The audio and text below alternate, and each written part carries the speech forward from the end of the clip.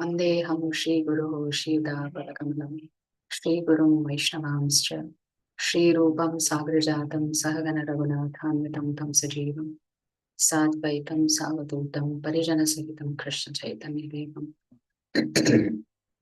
Vandeham Shri Radha Krishna Padan Sahagana Lalita Shri Vishakamitamscha He Krishna Karuna Sindhu Dinabandhu Jagatpate Gopesha Gopika Kanta Radha Kanta Namaste Taptakanchana Gaurangi Radhe Vrindavaneshwari Vrishabhanu Sute Devi Pranamami Haripriya Vancha Kalpatarupyascha Kripa Sindhubhya Evacha Patitanam Bhavanebhyo Vaishnavebhyo Namo Namaha Namo Om Vishnu Padaya Krishna Presthaya Bhutale Srimate Bhaktivedanta Swamini Namane Namaste Saraswati Devi Gauravani Pracharine Nirvishesha Srinivadi Paschyata Veshadani Jai Shri Krishna Chaitanya Prabhu Nityananda Shri Advaita Gadadhara Shri Vasadi Hare Krishna Krishna Krishna Hare Rama Rama Rama Hare Hare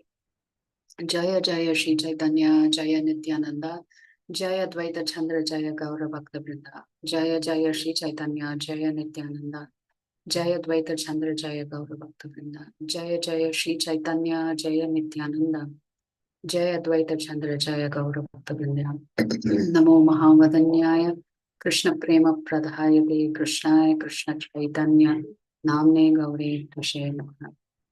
So Hare Krishna devotees, welcome to our session on the Kaliyuga avatar of Mahaprabhu. Now, many of you may not be familiar with who is Mahaprabhu and why is the Gaudiya Vaishnava Parampara considering him to be the Supreme Lord himself. So everybody knows who's Lord Ram, who's Lord Krishna, because it's there in our scriptures. But what about Chaitanya Mahaprabhu? Why only one small portion or a small, relatively small community in the context of Sanatana Dharma is actually worshipping Chaitanya Mahaprabhu as the Supreme Lord? In the Bhagavatam, there is a statement that says that how can you know that a personality is an avatar of the Lord? One is you need scriptural reference or proof. Two is the astrological factors of the appearance of this personality, the attributes that this personality demonstrates and displays, the authorities of the disciplic succession, which means the acharyas who establish the identity of this personality. And finally, what are the extraordinary activities that this personality performs? So to begin with, Chaitanya Mahaprabhu comes to do three things. First is to glorify Srimati Radharani. Two is to repay his debt to Srimati Radharani. And third, to recruit more maid servants to serve Srimati Radharani in such a way that his debt is reduced.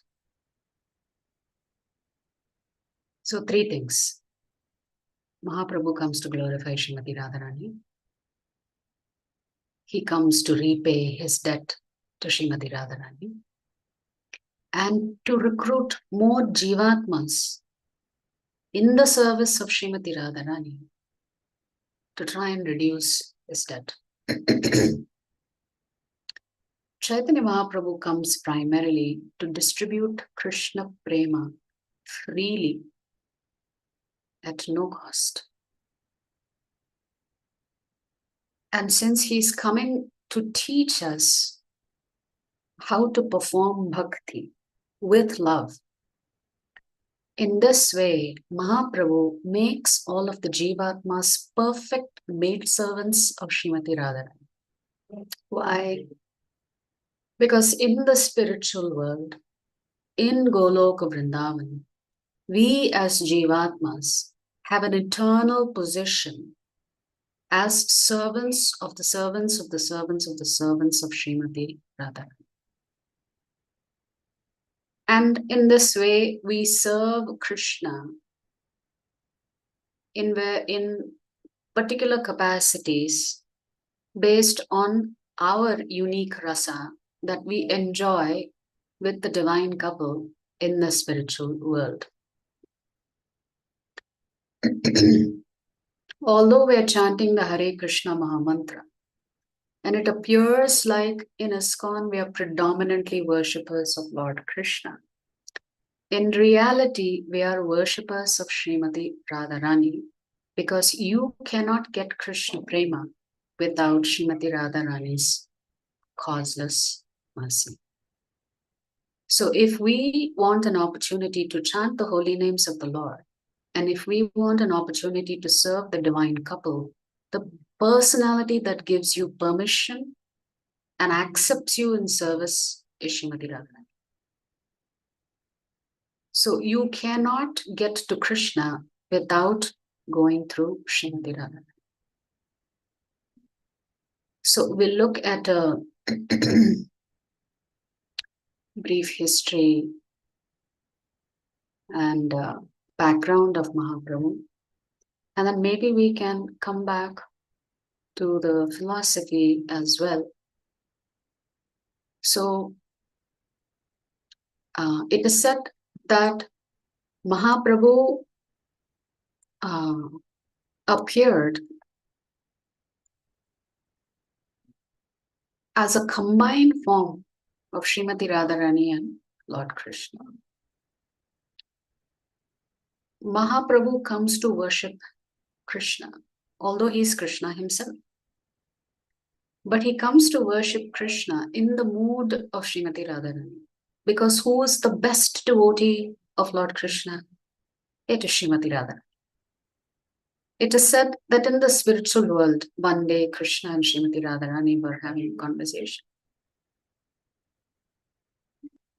And Krishna tells Srimati Radharani, your love for me is unsurpassed. The gopis' love for me is unsurpassed. It almost appears that it is you and the gopis who are deriving much more pleasure than me myself, who is Atmaram, completely self-satisfied, completely in Ananda.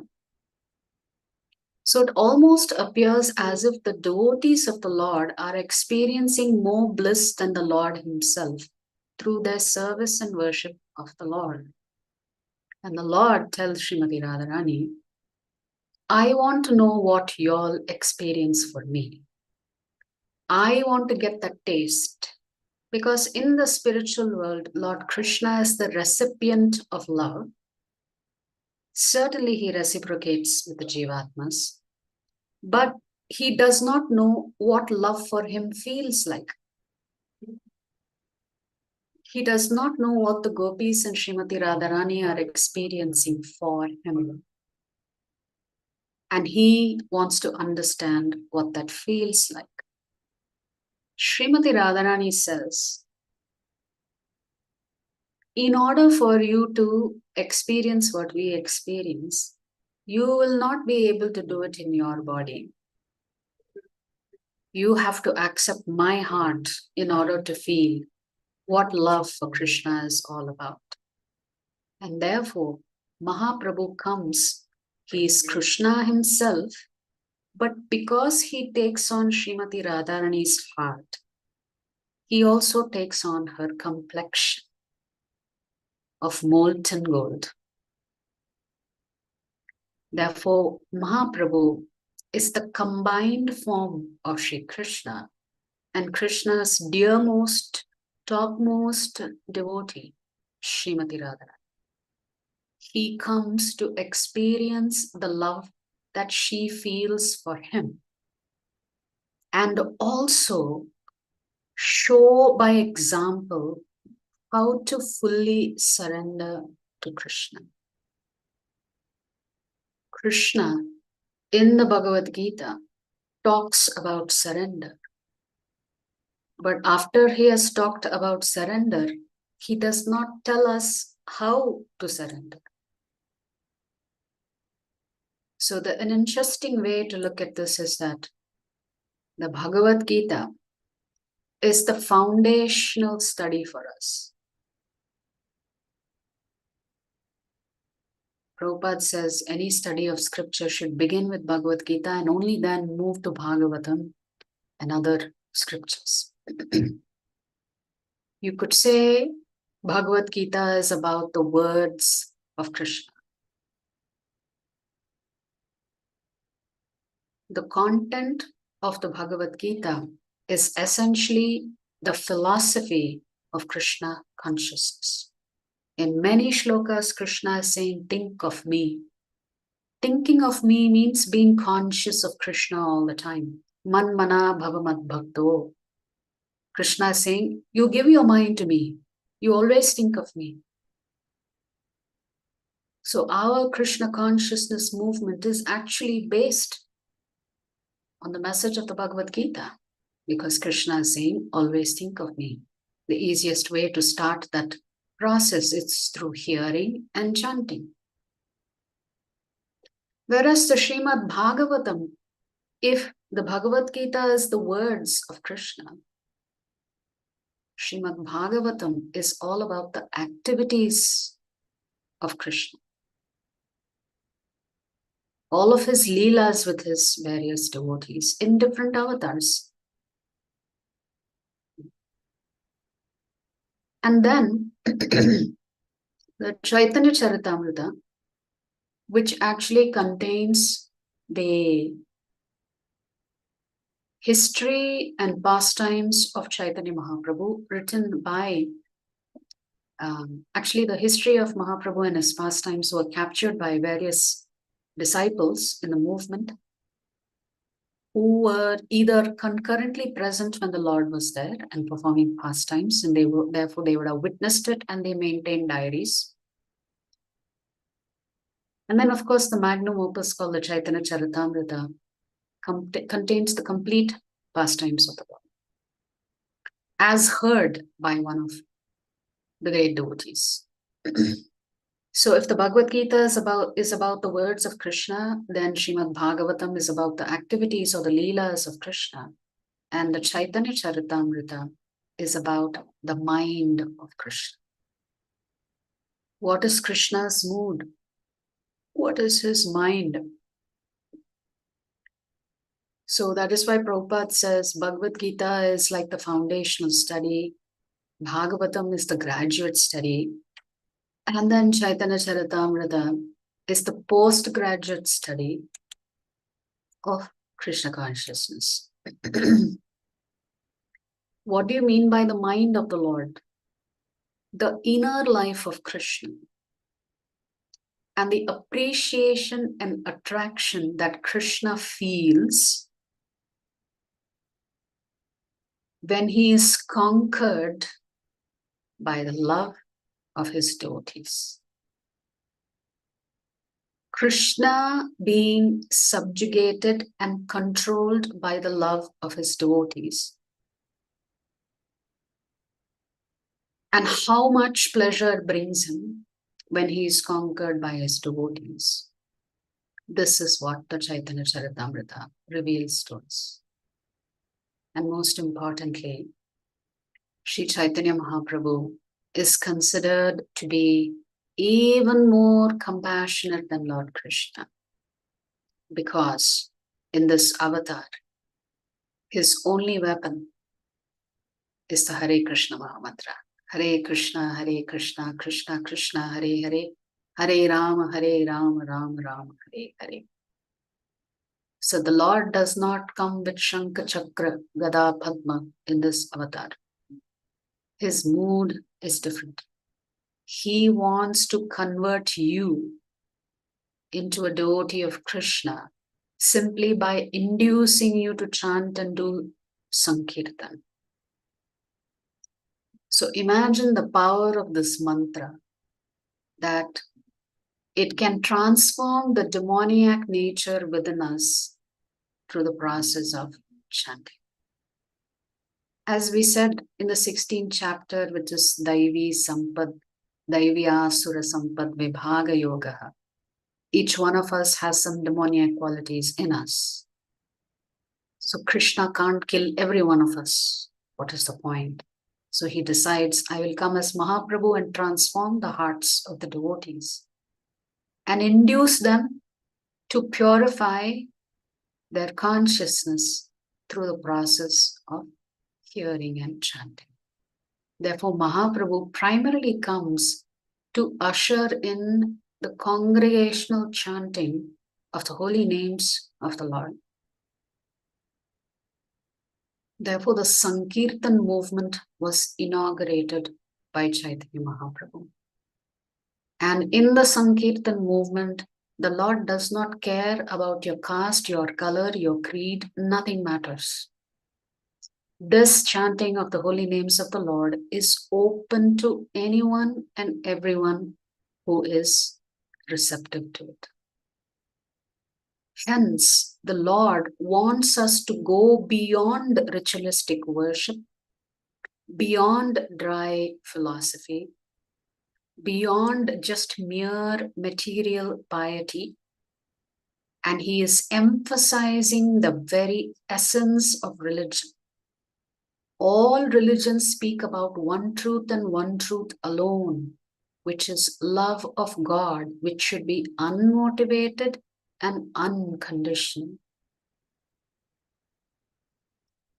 So Mahaprabhu comes to teach us how to love God.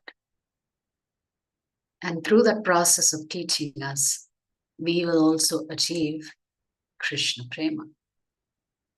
So the science of Krishna consciousness is actually being taught practically by Mahaprabhu. Although Mahaprabhu himself teaches the philosophy in the Bhagavad Gita as Krishna. So he wants to elevate all of us to that position where we will also get pure love of Krishna. So let us look at the brief history of Mahaprabhu.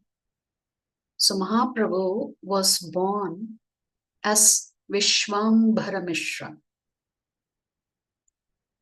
And it is said that he was born in the city known as Mayapur, in the district called the Nadia district. And he was born on a lunar eclipse. Certainly not considered very auspicious. But even though it was considered an eclipse, it is said that when Mahaprabhu made his advent, there was a full moon, glowing, beautiful full moon. So every year when we celebrate Gaura Purnima, you should just go look at the moon. It's a beautiful golden complexion moon. So just after sunset on the evening, in terms of the Christian calendar, the date would be 18th of February, 1486. But since we keep calendars differently, generally the month it falls for us would be in March. So as we said, the mission was to preach and propagate the chanting of the holy names as japa and the singing of the holy names as sankirtana. In Kaliyuga, which is called the age of quarrels, Over little things, people will argue with each other and have fights. Therefore, Shastras recommend that in Kaliyuga, the easiest way to get rid of all of these experiences of duality and having this quarreling nature is to simply chant the holy names of the Lord. Prabhupada says people can very easily gather in small groups in any place. You can just invite people to your home and simply chant the Hare Krishna Mahamantra. Sing bhajans on Krishna.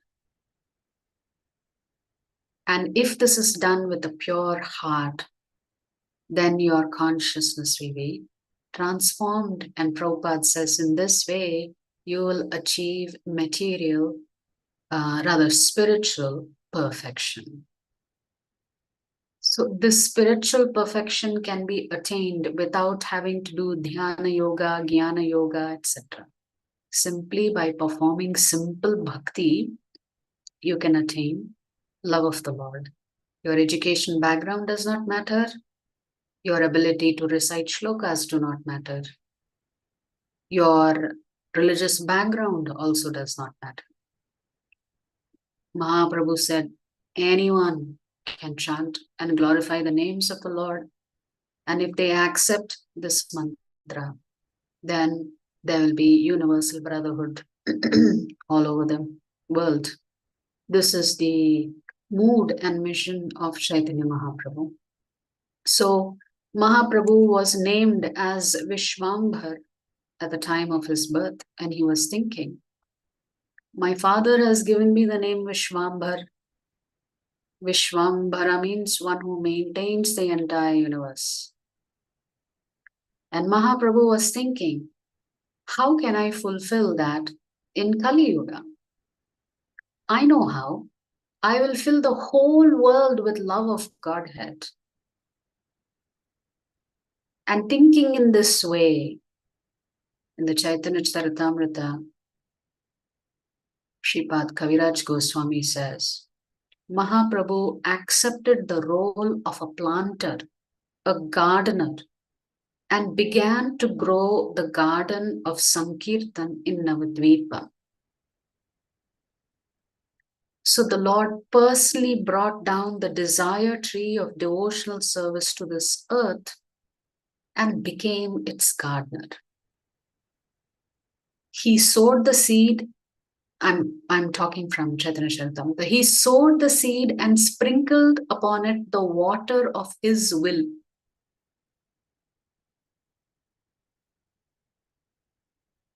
In this way, Mahaprabhu inaugurates the Sankirtan movement.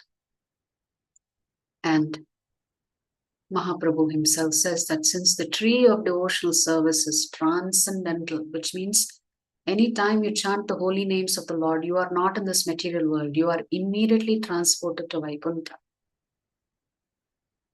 Because there is no difference between holy names of the Lord and the spiritual world and the Lord. So anybody who is doing japa, they are not in this material world. You are immediately in the spiritual world. So since the tree of devotional service is transcendental, every one of its parts can perform the action of all the others. Although a tree is supposed to be immovable, this tree nevertheless moves. All the parts of this tree are spiritually cognizant.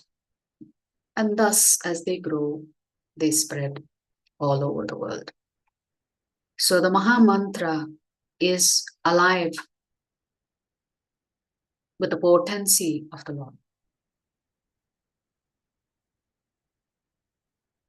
So therefore the Sankirtan movement is growing like a tree, and it originated with the advent of Sri Caitanya Mahaprabhu. And there are many, many branches in the Sankirtan movement. So we will look at the pastimes, and this some of the pastimes are actually captured in a very succinct manner by Srila Bhaktivinoda Thakur in his book called Sri Caitanya Mahaprabhu, His Life and Precepts. So, as we mentioned, Mahaprabhu makes his appearance on the day of the lunar eclipse. During a lunar eclipse, in those days, people,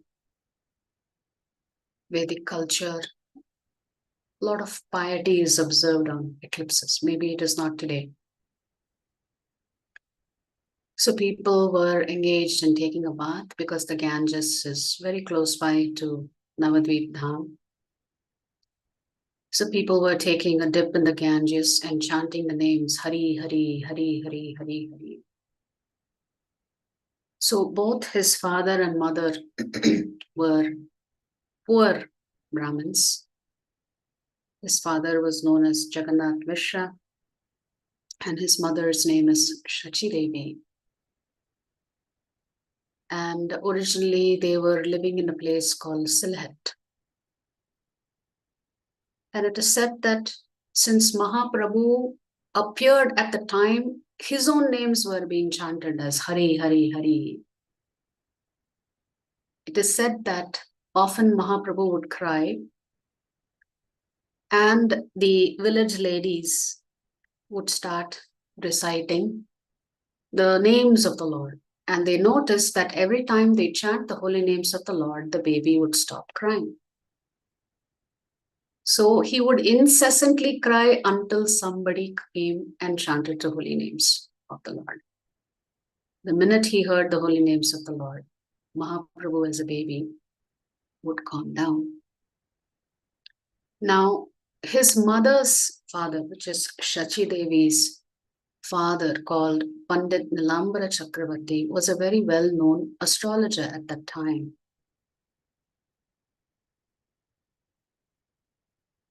So he said that this child would become a very great personality. And it is this grandfather, the maternal grandfather, that named him Vishwambhara.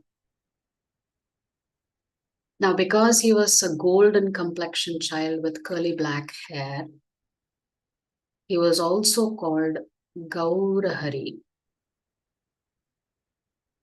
His mother called him Nimai because he appeared under the neem tree or the nimba tree.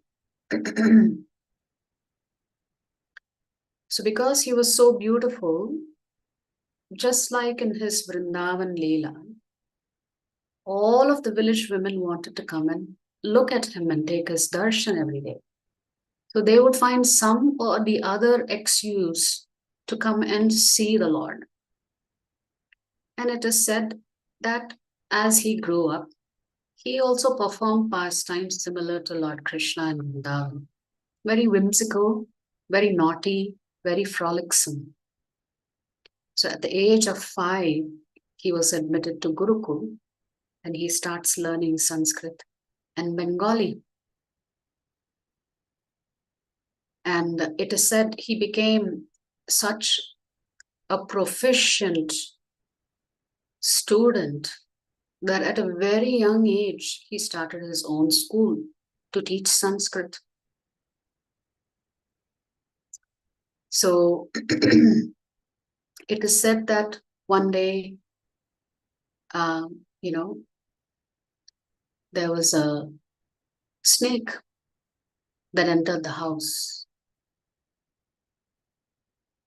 And everybody was panicking what to do because the snake came up behind the child and spread its hood over the child. And it left on its own. So many such pastimes are there, indicating that this was not an ordinary child, that this was the Supreme Lord himself. So one day his mother gives him some sweets to eat, and instead he sits outside and puts the clay in his mouth instead of consuming the food. And his mother got very upset and asked him, "What's the reason you're eating the mud? Because that's not considered very clean." And on top of that, Mahaprabhu was sitting on pots, that where cooking had already happened, so it was dirty. So Mahaprabhu replied to his mother saying, "See, the sweet that you've made for me also comes from Mother Earth. So there is no difference between me eating the sweet or me eating the clay. The sweet is just the transformed clay. The clay is the original clay. So there's nothing wrong if I eat the clay as well." This is how he argues with his mother. At which time his mother tells him, "Okay, philosophically, I understand, but every item has a special state and it is used for a special purpose. So, earth, while in the state of a jug, can be used as a water pot. But when that same earth is transformed to a brick, you cannot use the brick as a water pot. So the transformation of the clay can take many shapes and forms, but the functionality will no longer be the same of that form. Therefore, while sweetmeat can be consumed as food, certainly clay should not be consumed as food." So Mahaprabhu was quite impressed with his mother's logic. And he says, "Okay, I will not eat clay in the future, because you've explained the Shastra very nicely to me." So one day, a Brahmana comes to visit Jagannath Mishra's house, and he wanted to cook his own food, offer it to his deities, and then honor it as Krishna. So just as the Brahmana would finish cooking and offer it to the Lord, he will call out to the Lord, "My dear Lord, please come and accept this bhoga that I have prepared for you." And Mahaprabhu would crawl out of his room, come and put his hand in the bhoga and put it in his mouth. And the Brahmana was taken aback, thinking, "This little baby has just disturbed my offering." So he cooks again, and again he calls out to the Lord and offers it to him. Again, Mahaprabhu, as an infant, crawls up to the rice offering, puts his hand in, and consumes it. This really upset the Brahmana, and he told the child's father, Jagannath Mishra, "You please take him. He's disturbing me. I'm not able to offer bhoga. I have not broken my, I have to have prasadam." The third time the Brahmana cooks, Mahaprabhu was in a room locked up with his parents. By now, everybody has fallen asleep. It's late night. And sure enough, the little Nimai showed up. This time, the third time that the Brahmana called, little Nimai showed up and consumed the offering. And he gave darshan to the Brahmana, telling him, "See, you only called me to accept your offering, and you're getting upset every time I come. You're calling to me, I'm coming. Now that I've accepted your offering, I'm very, very happy with you." And the Lord reveals his form to this Brahmana. The Brahmana goes into ecstasy, seeing this beautiful vision of the Lord.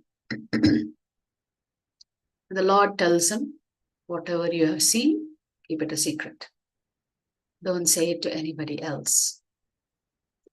It is also said that once, Mahaprabhu used to be dressed very nicely, decorated. Any mother would like to decorate their child very beautifully. So similarly, Shachi Devi would also decorate her son. And once he had some gold jewelry around him, and two thieves who are passing by, they see the infant Nimai, and they think, "Wow, it's a good plan to steal the jewelry." So the two of them carry Nimai away from the house, thinking they will, take off all of his jewelry and drop him back. And along the way, they purchased some sweets from a small shop to convince the child, they are his friends. They gave him the sweets. And so the Lord decided to show his mercy on them. See, the Lord shows his mercy in so many different ways. He can punish us, that's his mercy. He can reward us, that's his mercy. His smile is a mercy. His protection of us is his mercy. So the Lord becomes very, very heavy. So heavy, the thieves are not able to carry him on their shoulders anymore. So they decide something is terribly wrong here. They put the jewelry back on the Lord and leave him in front of the house. Somehow the Lord managed to route them back to his house. And this was, witnessed in astonishment by the parents that where did the lad suddenly disappear and all of a sudden he's coming back? So, like this, it is said that there are so many pastimes of the Lord where he has demonstrated his Adbhuta Leela, even in his tender age, including coaxing some young girls who were going to worship Durga Devi, asking for a nice husband. He tells them, you can offer that to me instead. You don't have to go there and do puja. All you want is a good husband, right? So you can offer those offerings to me. So, like this, Mahaprabhu had many, many pastimes. He became a great scholar. As we said, he set up his own school and started teaching. And later on, he would get into debates. In one particular pastime, he defeats the very well-known Pandit at the time called Keshava Kashmiri Pandit, where Keshava Kashmiri is known all across India as the extempore composer of shlokas. And his followers found out that there is a very young boy in Navadvipa who seems to be very famous as a Sanskrit scholar. So maybe we should go and defeat him. So a competition was organized on the banks of Mother Ganga. And Keshava Kashmiri Pandit, in an instant, composes 100 verses on the glories of Mother Ganga. Now, Mahaprabhu is only 14 or 15 years old right now. And he's quietly listening to Keshav Kashmiri Pandit.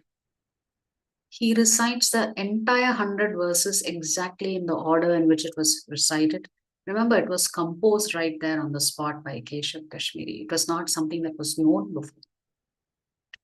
Mahaprabhu recites the entire 100 verses and then points out 4 or 5 mistakes in grammar that Keshav Kashmiri Pandit had made. This astounded Keshav Kashmiri Pandit. He goes that night and he prays. He was a great devotee of Saraswati Devi. So he prays to Saraswati Devi saying, how today you let me down? How could I have made mistakes? That too mistakes spotted by a little young boy. My reputation, everything is gone. At that time, Saraswati Devi appears in the dreams of Keshav Kashmiri and says, you are going against my master. How can I help you win? That's my master.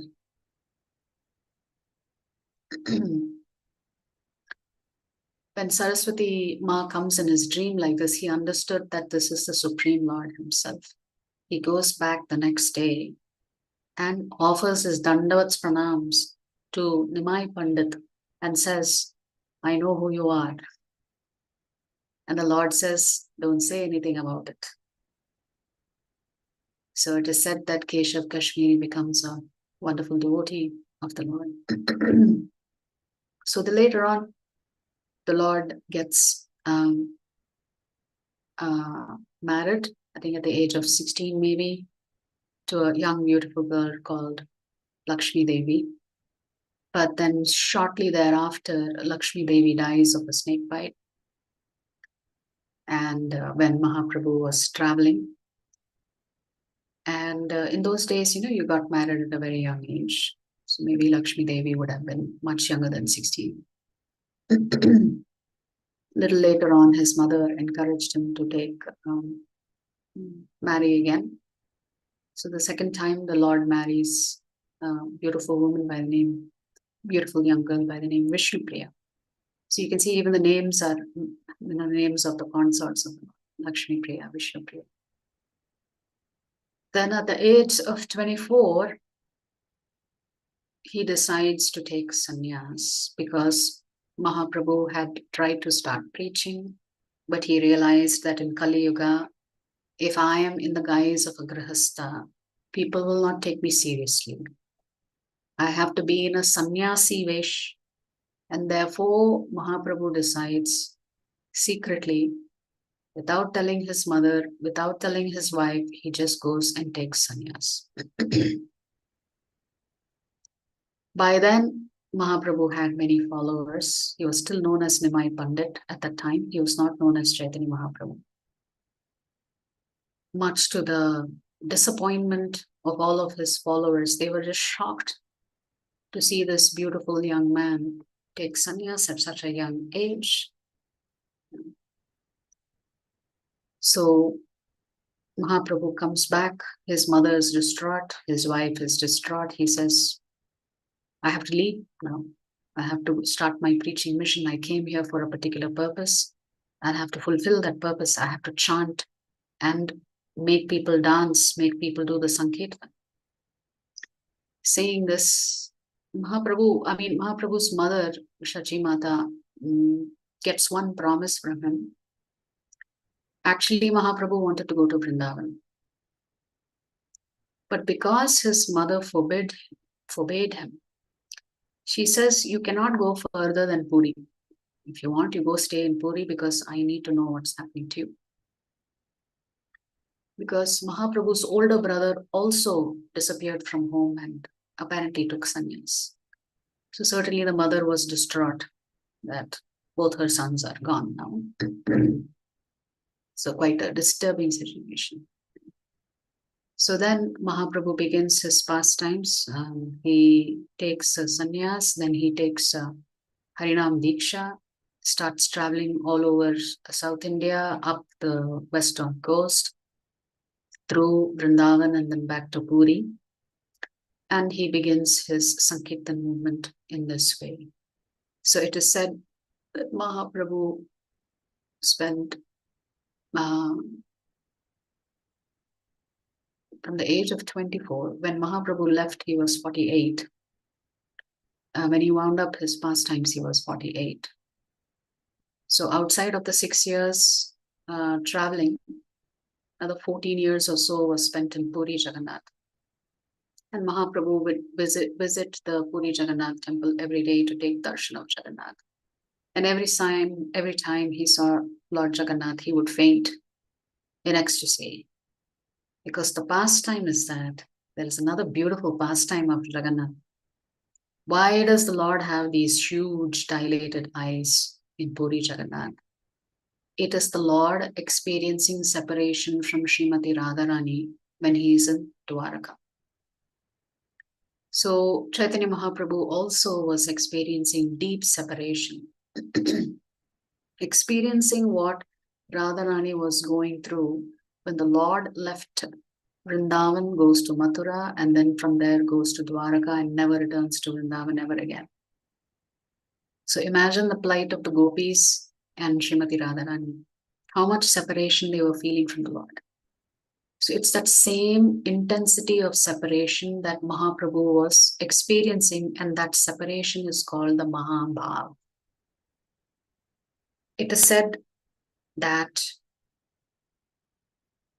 The highest form of service to the Lord is to serve Him in separation.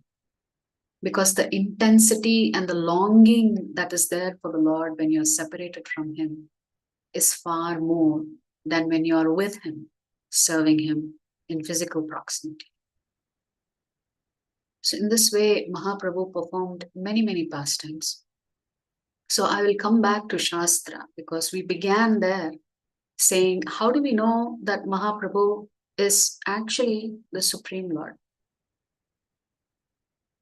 So there are references in Shastra, and we'll look at a couple of those references. And we can conclude after that. So first is that in the Vishnu Sahasranam, there is a verse that goes as follows. Suvarna Varna Hemango Varangas Chandanangadi Sanyasakrit Shamashanta Nishta Shanti Parayana. In this particular verse, the word Suvarna means beautiful complexion. Hemango means golden.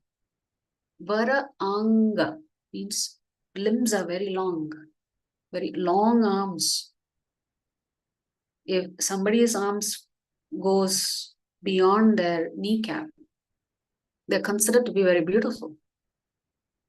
So Mahaprabhu had limbs that went beyond his kneecap. Vara Anga. Chanda, he was always covered with sandalwood pulp. Sanyasakrit, he would take the form of a sannyasi. Kshama, Shantir. Kshama means he is an embodiment of forgiveness. Shanti, an embodiment of humility and peace. Nishta Shanti Parayanaha, meaning he will preach the path of eternal peace by chanting of the holy names. So in this word, in this particular verse, is hidden one of the avatars of Lord Vishnu, which is Caitanya Mahaprabhu. Which avatar can you think of where the Lord is in sannyas vesh? You can't think of anything. Secondly, this is considered a Gupta avatar. So the Lord does not reveal himself as the Supreme Lord. He keeps it a secret, and it is only known to those who are his devotees. In the Bhagavatam, in Canto 7, Prahlad Maharaj, when he speaks, he talks about the Lord's incarnations in Triyuga instead of Chaturyuga. So he tells the Lord, you only appear in 3 yugas, the Satya Yuga, the Treta Yuga, and Dwapar Yuga. And in the last line on one of Prahlad Maharaj's shlokas is Channah Kalau Yad Abhavas Triyugothas Sattvam. Channah means covered. Kalau means in the age of Kali. That means Prahlad Maharaj is saying, my dear Lord, you appear as the Lord in the 3 yugas, you pronounce yourself as the Lord in 3 yugas, but in Kali Yuga, you are Channah Kalau. You are hidden in Kali Yuga. Therefore, my dear Lord, I am calling you Triyuga, the Lord who appears in 3 yugas, but he covers his appearance in the Kali Yuga. So this is directly from Srimad Bhagavatam, the 7th canto, 9th chapter, 38th shloka. Then also, if you look at Gargamuni when he visits Mother Vasudev, when he visits Nanda Maharaj and Mother Yashoda, along with Rohini, to do the naming ceremony for Krishna and Balaram, which is where he names Krishna as Krishna and Balaram as Balaram. The Gargamuni is the family priest actually of Vasudev. But Vasudev sends him to Nanda Maharaj to do the naming ceremonies. In one shloka, Gargamuni says, this little boy, he has appeared in different colors, white, red, and yellow. In this incarnation, he is come as a blackish color. Shukla raktas tatha pita idanim krishnatam gataha. So your son, he is telling, Nanda Maharaj, appears as an incarnation in every millennium. In the past, he assumed 3 different colors: white, red, and yellow, and now he has appeared in a blackish color. So this reference to the color yellow. And then Gargamuni is saying in the past. Now Dwapara Yuga appears before Kaliyuga. But all the yugas cycle. They come in a cycle again and again and again and again. So that means this Mahaprabhu avatar is not new. It is very rare, but it is not new. So how does Gargamuni know that the Lord took on a different color? Similarly, again in the Bhagavatam, there is a conversation between Karabhajana Muni and King Nimi. In that, there is a shloka that says, in the age of Kali, intelligent persons perform congregational chanting to worship the incarnation of Godhead, who constantly sings the holy name of Krishna. So who is the incarnation of the Lord who is always singing the names of the Lord himself? Although his complexion is not blackish, he is Krishna himself. He is accompanied by his associates, servants, weapons, and confidential companions. So when the Lord comes, he always comes with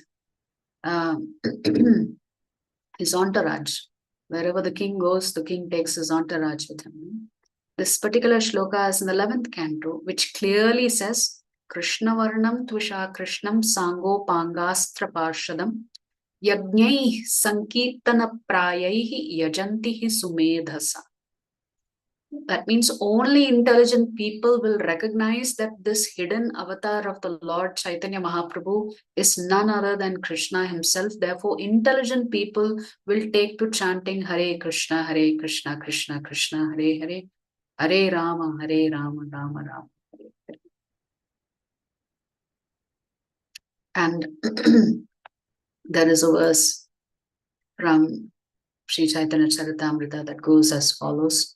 Shukla Rakta Pita Varna Eitina Dyuti Satya Treta Kali Kale Dharena Shripati. Which means again that in Satya Yuga, Treta Yuga, and Dwapara Yuga, the Lord takes different forms, different incarnations. But in Kali Yuga, he will come as the husband, Shripati, of Sri Vishnupriya. So, so in the conversation between Karabhajana Muni and King Nimi, it is said that in Dwapara Yuga, that the Lord will appear in a blackish form and he will have a yellow dress and he carries his weapon, two weapons and 2 items. Yeah. That he is beautiful with the mark of Srivatsa and the Kaustuba jewel. And this is him in the Dwapara Yuga. But in Kali Yuga, he takes a different form altogether. So similarly, in Garuda Purana, there are many verses. I'm just going to give some verses because we can go on from different Puranas about the advent of Chaitanya Mahaprabhu. So in the Garuda Purana, the Supreme Lord himself is saying, Aham Purna Bhavishyami Yuga Sandhyau Visheshataha Mayapure Navadvipe Bhavishyami Shachi Sutaha. So in the Garuda Purana, Lord Krishna himself is saying, I will take birth as the son of Shachi, Bhavishyami Shachi Sutaha. In Navadvip Mayapur, that is the name given. I will come in my complete spiritual form in the first part of Kali Yuga, Yuga Sandhyau Visheshataha, which means Sandhi means the conjunction between two yugas. So very shortly after the conjunction has started, the Lord says, I myself will come. That means very shortly after Krishna disappears, immediately thereafter Mahaprabhu comes. There is another verse that goes as follows. Kalina dahya mananam paratranaya tanubhratam janma prathama sandhyayam karishyami dvijatishu. In the first part of the age of Kali, I will come among the Brahmanas. Karishyami dvijatishu means twice born. Once you take physical birth, your second birth comes when you take the Brahmana thread.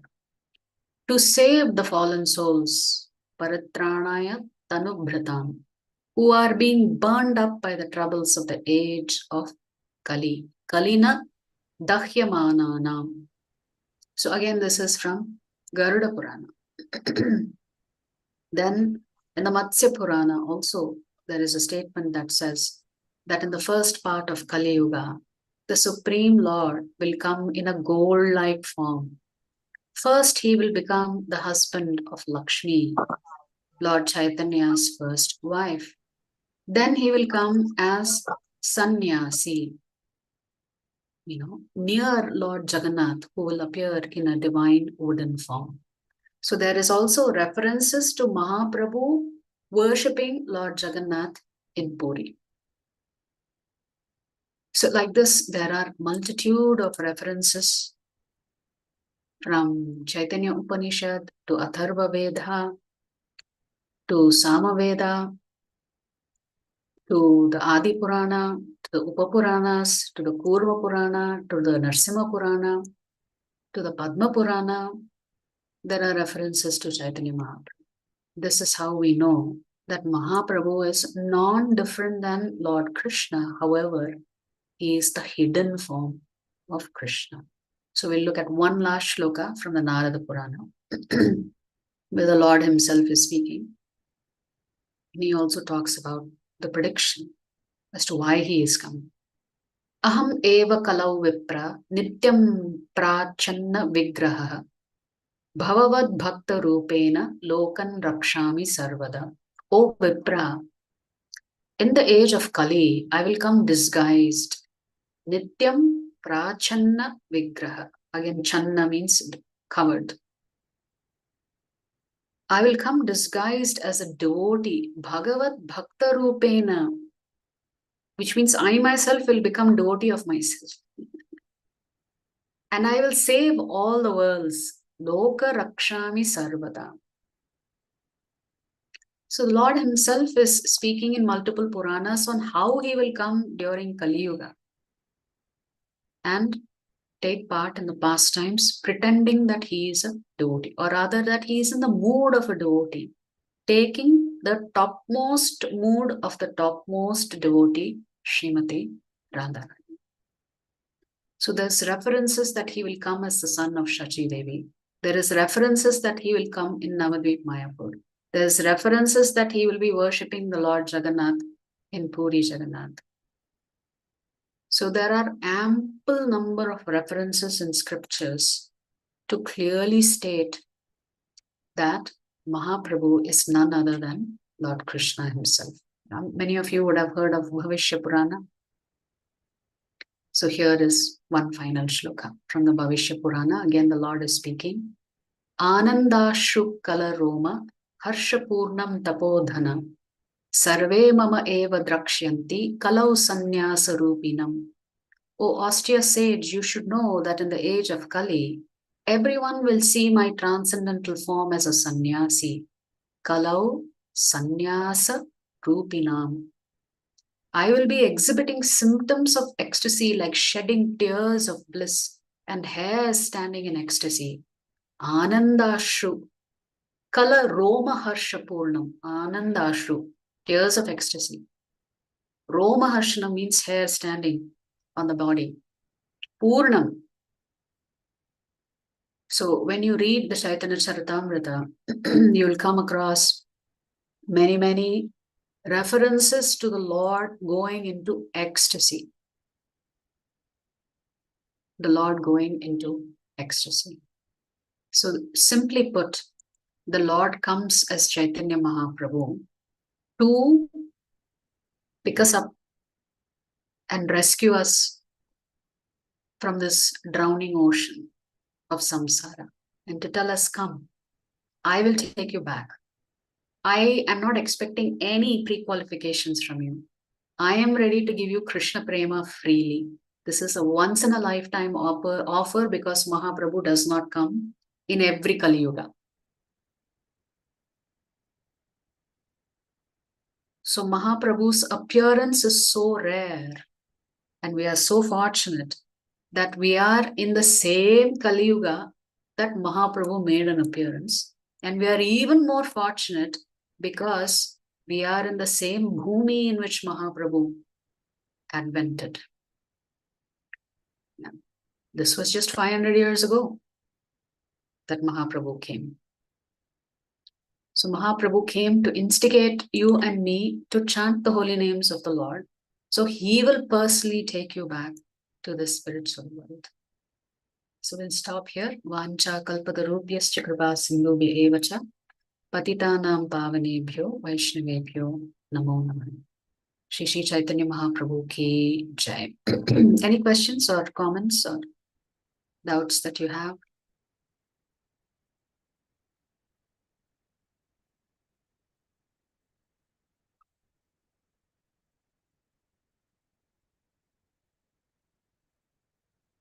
When did Balaji appear? I do not know. We are talking about Tirupati Balaji, or is there a more specific question? I do not know answer to that question. Tirupati Balaji, that I have to see and check what is the reference in Shastra to the appearance of Tirupati Balaji. I do not know.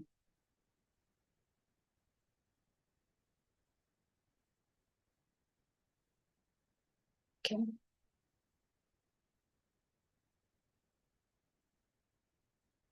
All right. Thank you very much for giving me an opportunity. Yes, Jayalakshmi Mataji. Thank you, Mataji. Haribol. Thank you. Hari. So thank you for giving us an opportunity to talk about Mahaprabhu. And it's wonderful to understand the different facets of the Lord, especially when he does not come and announce himself as an avatar. But nevertheless, we know what is the Lord's mood. He simply wants us to chant and make our way back to him. Okay. So thank you very much. Vancha kalpatarubhyascha kripa sindhubhya evacha patitanam pavanebhyo vaishnavebhyo namo namaha. Ananta Koti Vaishnava Vrinda ki jai, Jagat Guru Srila Prabhupada ki jai, Srila Gurudev ki jai, Shri Shri Karanatai ki jai. Thank you very much. We'll see you tomorrow to discuss about our founder Acharya, Jagat Guru Srila Prabhupada. Hare Krishna. Thank you. Hare Krishna Mataji. Hare Bol, Hare Krishna. Hare Krishna Hare Krishna Mataji. Mataji. Thank you, Hare Krishna. Mataji. Thank you, Mataji. Hare Bol, Hare Krishna.